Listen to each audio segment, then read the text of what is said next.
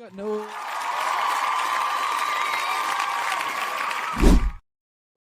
I got no what?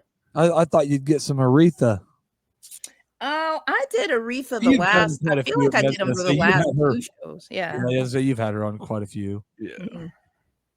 Like I said, it was. I had about 7 or 8, 5 or 6 artists, and like I said, I'd just kind of been listening to them all the last couple of days, and then I made my list and I got home, finalized it, and then I forgot one, and so I'm really. You came close with getting my tentative, Coach. You said Bob Seger, and I knew you wouldn't pick the song that I picked, but so we'll get it out of the way right now. But my tentative was Bob Seger from the 1969 album 2 + 2 =? Mm. And this was his Vietnam protest kind of song. He's like, the math ain't adding, the math ain't mathing right now. I mean, why do I got to go die? I don't want to kill nobody. Why do I got to go die for your lie? And Mm. Yep. but but I forgot one, and so I had to bump Bob. But my number 5 was not going to be bumped because this was new to me, that Sponge, the band Sponge, which you probably don't know. Yeah. They got a song called Plowed, which you probably have heard it, but you probably don't know the song, because I always thought the World of Human Wreckage was the name of the song, because in a world of human wreckage. Oh, that's 95. Sponge. Yep, that the band is Sponge. I love that song. And the song is Plowed, not Human Wreckage. Mm. And they got a lot of the saddest songs, but I'm trying not to do the sad songs today. And so I went with Plowed because everybody would know it. You guys would know it. You'd hear it. You hear it, you'll know it, because if you listen to the radio in the 90s, it was on there all the time, and it still gets a lot of airplay. Mm-hmm. Mm-hmm. And it's it's a sad song, but it's got a good rocking.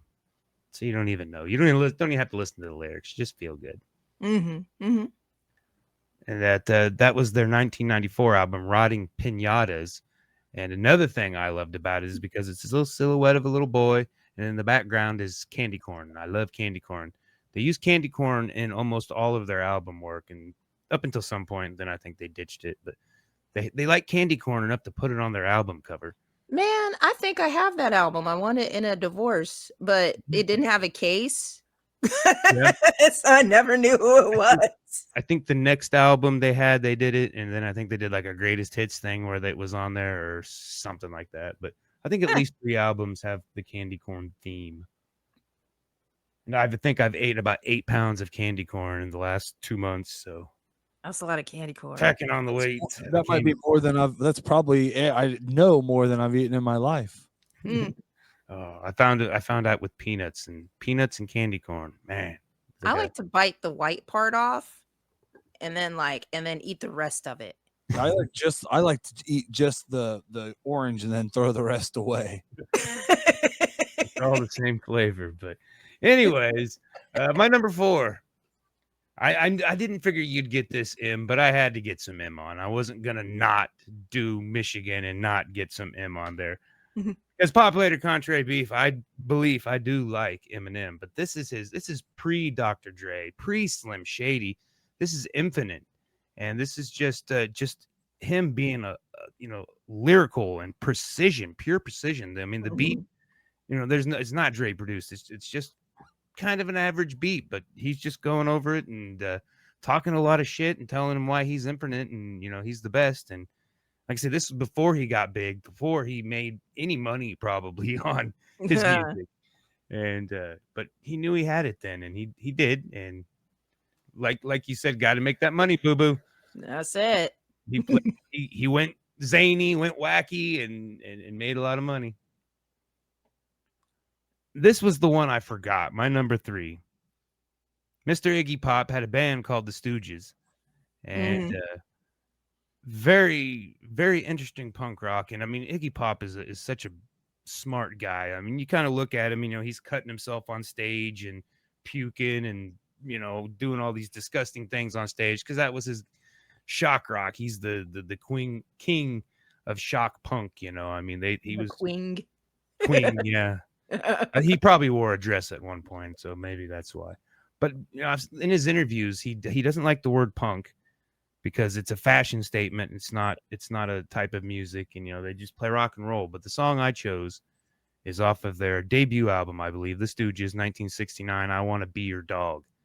I've always loved that one. And then I'm listening to it again, and there's this one piano note just goes ding ding ding ding ding ding ding ding ding ding through the entire song. And I'm like, what is going on? It kind of started annoying me this time. And that made me love it more because right behind it, there's a tambourine. And I'm like, this is punk rock. What is a piano? And it's the same note going ding, ding, ding, ding, ding, ding, ding, ding, ding, ding, ding, ding, ding through the whole song.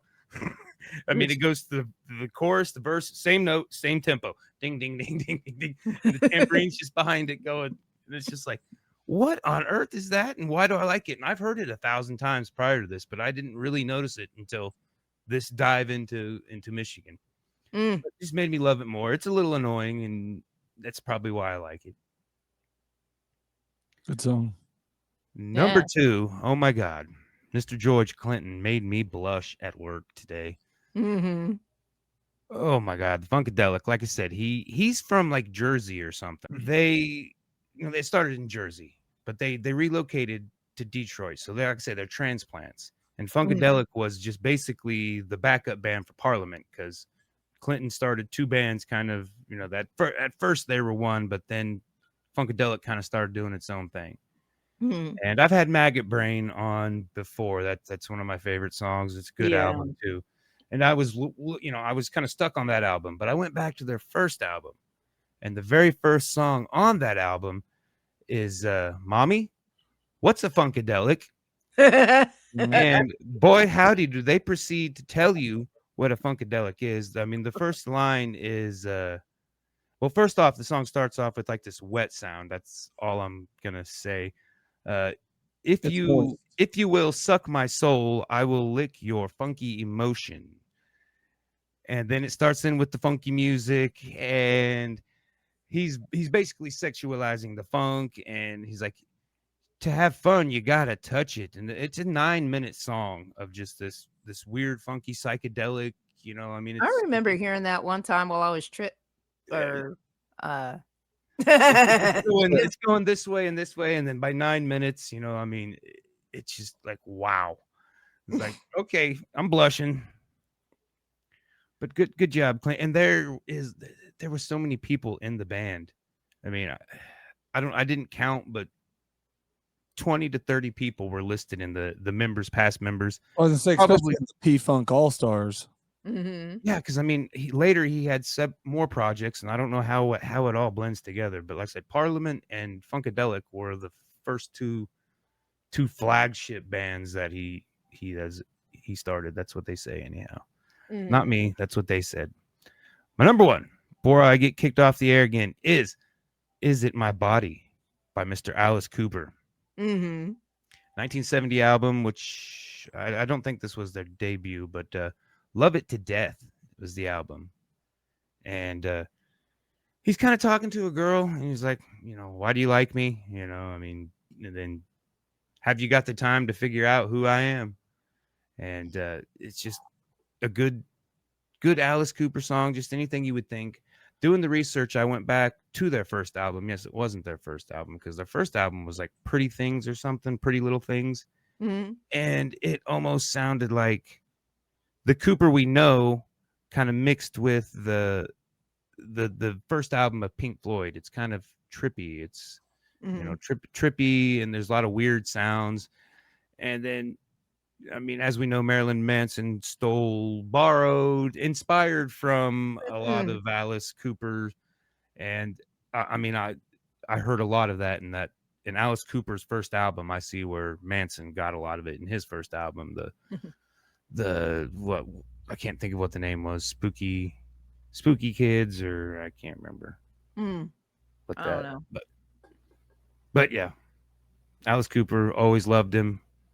He's very brilliant, and he puts on the scary persona, stage act, and unlike some of the other people we've talked about on the show, he seems like a generally nice and smart dude. I mean, he doesn't seem like he's he's in your face about anything, trying to sell you Oh, and an there's no idea, bad. a There's belief. not a lot of bad stuff. I'm sure he did some things back in the day when you're a rock and roll guy, but he's not. Hmm.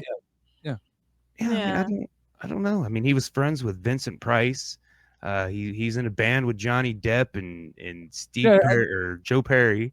he Mm. used to host some show I watched, and and he was also does a music whatever like a disc jockey type thing on one of the like Yeah, 107 Mhm. things. Yeah. When you hear like him talk and like even his insightfulness and like you're like, oh, he's a super. And there's a movie he's in too, and so he like leans over and he's like, he just like says normal stuff. He's like, I'm not really a freak, you know. It's like it's Mhm. just my persona.